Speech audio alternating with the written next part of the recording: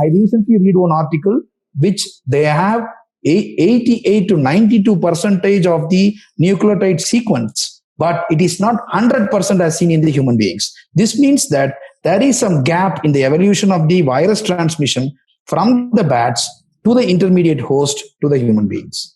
And Vice Dean Dr. Adil Syed was asking me, is there any prediction for that virus transmission? Till now, sir, there is no international study based on that.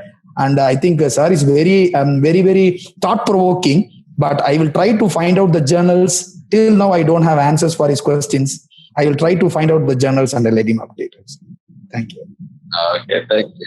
There is a question for all of you doctors, which is what your advice regarding patient and immunosuppressive treatments as cyclosporin, methotrexate, biological treatments, and other. So we will maybe just to close up with this question, general advice for that.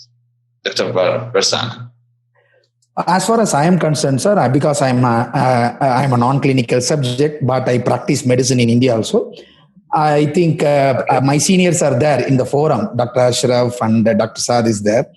According to me, whenever the patient is there an immunosuppression, as you said, cyclosporin, methotrexate, they are at higher risk of getting the COVID-19 infection. So better to treat them as a special category and try to be at home. As government has said, stay at home. This is the most important thing because there are more of asymptomatic carriers in the society. To your question to Dr. Dinesh, why the infection is not getting down?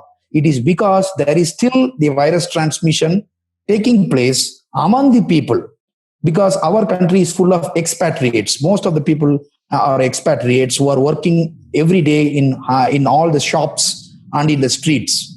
They might be harboring these viruses and giving it to them. Another important thing to control is we have to control this human floating population. Just to have them to their own country as soon as possible to have a good control. Because I have seen most of the Saudi Arabian population are following the rules stiffly, particularly curfew. But in spite of that, there is transmission. That means we have more floating population and there is transmission. Okay. Dr. Saad, can you also give us your advice regarding this particular question and condition? Regarding this questions, the patient taking a biological treatment or immunosuppressive treatment, the society like Rheumatology Society and Gastroenterology Society, they advise the patients to keep taking their medications as regular. And since they are more prone to get infection, they also advise the patient to keep social distance and also to isolate themselves and do not contact to more personnel or do not contact with suspected cases of COVID-19. So they should take their medication and they should stay at home and isolate themselves from the others. I mean the suspected cases of COVID-19. Okay. Thank you very much, Dr. Saad. Dr. Saad, maybe there is just one more question about the treatment of plasma or blood transfusion. Is there any evidence regarding this type of treatment? It is still in clinical trials.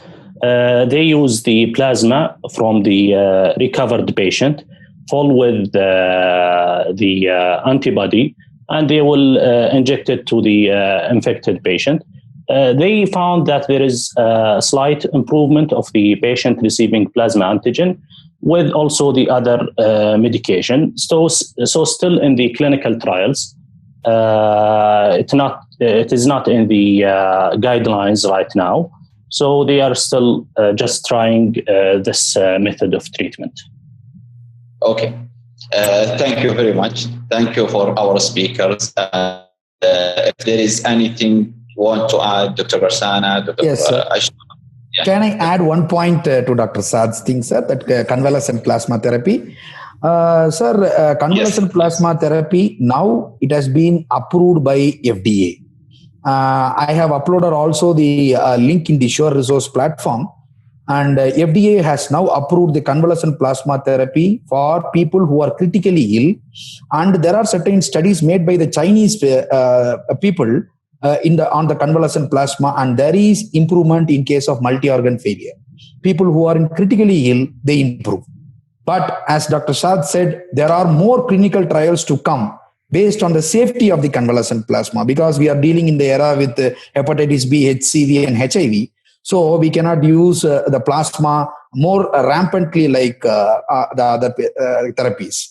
So more studies are yet to come, but convalescent plasma now is a promising thing to give to the patients who are critically ill. Thank you, sir.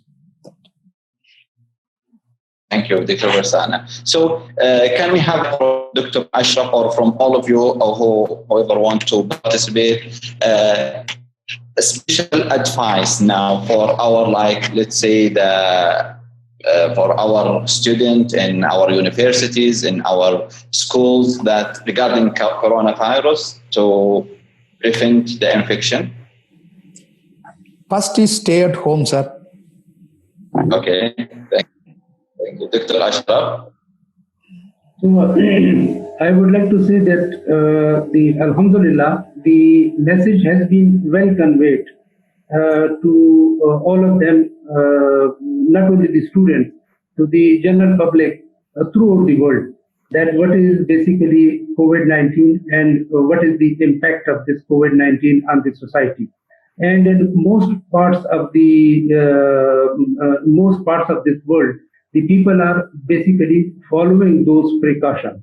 And my special message regarding to the students, our students, is that we should be proud of this profession, because we are at the central figure. We have become the central figure, and these are the future doctors basically. These are students of the future doctors, and they are the most important people to know about this COVID-19, not only about COVID-19, how to basically involve themselves to prevent this disease and how to help those people who are suffering from this disease.